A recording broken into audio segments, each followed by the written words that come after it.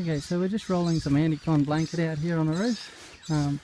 We're just lining it up in the bottom row. You can see here. But the reason why I don't recommend Anticon blanket for insulation is because, just wait a second there Pete, because that there's the gap through into your eaves there, right? Now when we roll your blanket across, it actually sits down there on top of the guttering. Can you just point down there Pete? Right? And your sheets of iron screw down to the bottom of there.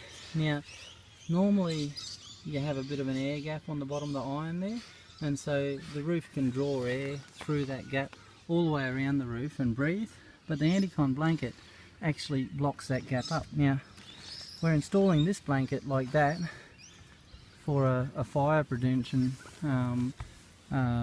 protocol because we're out in a bush area, but if you're installing Anticon blanket in the city and there's no fire requirement, it's actually going to restrict the airflow in your roof and make it a hotter roof. So you're better off insulating on the ceiling.